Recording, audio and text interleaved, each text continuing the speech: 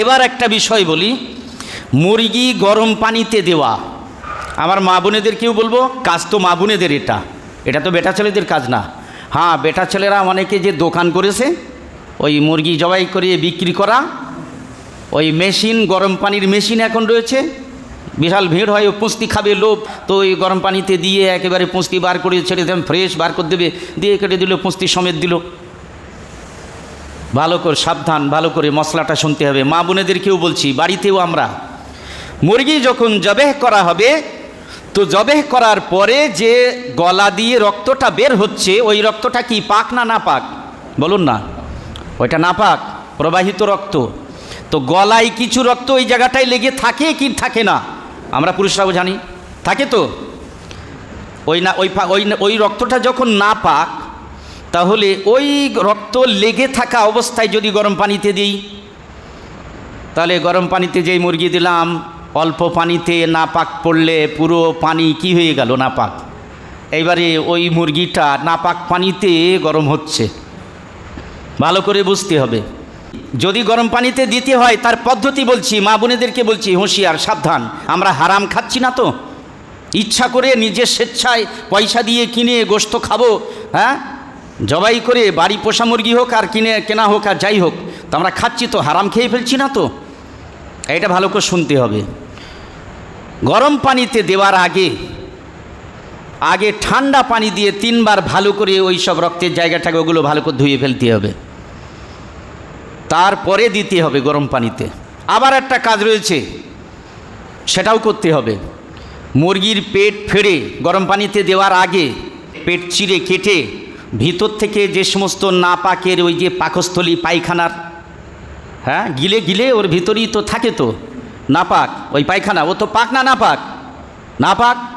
তাহলে ওসবগুলো বার করতে হবে। নাড়ি ভুড়ির মধ্যে যে পায়খানাগুলো রয়েছে সেও সব নাপাক। ওইটা যদি বার করে না নিই, তার আগেই যদি গরম পানিতে, মানে ওই অবস্থায় যদি গরম পানিতে দিই, তাহলে এই জায়গাটায় ভালো করে শুনতে হবে। পানি যদি এত গরম পানি হয় ফুটন্ত, আর এত সময় রাখা হয় যে গোশত ওই পানিতে সেদ্ধ হয়ে গেছে, তাহলে ওর ভিতরেও তো পানি ঢুকে, ওর ভিতরেও কিছু সেদ্ধ হয়েছে, ও গোশত কিন্তু আর খাওয়াও যাবে না। যদি ঠান্ডা পানি দিয়ে 3 বার ধুয়েও ফেলেন, তবুও হবে না। কেন? নাপাক জিনিস কোথায় ঢুকে পড়েছে? একদম গোশতের মধ্যে ঢুকে পড়েছে। আর যদি অল্প সময়ের জন্য রাখা হয়, যাতে শুধু ওই চামড়ার উপর গরম পানি লিগে পাখনাগুলো আরামসে ভালো করে ছাড়ানো যায়, গোশত সিদ্ধ মতো হয়নি, ওরকম সময় অতক্ষণ রাখা হয়নি, তবু তখন শুধু বাইরের উপরের চামড়াটা কি হয়ে গেছে? নাপাক। সাবধানতা হলো আমাদের সবচেয়ে উত্তম পদ্ধতি গরম পানিতে দেওয়ার। মা বোনেদেরকে বলছি, এই জিনিসটা আমরা অনেকে আলেমুল আমাদেরকে, ছাত্রদেরকে সব বলে দেওয়া হয়, ইমাম সাহেবদেরকেও ডেকে বলা হয়, যেগুলো খেয়াল রাখবেন, ওদেরকে বলতে হবে। তাহলে সবচেয়ে উত্তম পদ্ধতি হলো মুরগি গরম পানিতে দেওয়ার আগে পেটের ভিতর থেকে যে সমস্ত নাড়ি ভুড়ি নাপাক জিনিস, সেগুলো আগে বার করতে হবে। আর 3 বার ঠান্ডা পানি দিয়ে গলার কাছে, ওখানেও যে নাপাক রক্ত থাকে, এ সবগুলো ধুয়ে ফেলতে হবে, ভালো করে ধুয়ে ফেলে তারপরে গরম পানিতে দিতে হবে, যদি পুষ্টি খাবার ইচ্ছা হয়। আর যদি পুষ্টি খাবারই ইচ্ছা না হয়, তো পুরো পাখনা সমেত, পুষ্টি সমেত ফেলে দিলাম, অসুবিধে নেই, তারপর ধুয়ে টুয়ে নিলাম, দিয়ে কেটে কুটে নিলাম। এই একটা মশলা আমাদেরকে খেয়াল রাখতে হবে, যেন ইচ্ছা করে আমরা হারাম না খেয়ে ফেলি নাপাক জিনিস।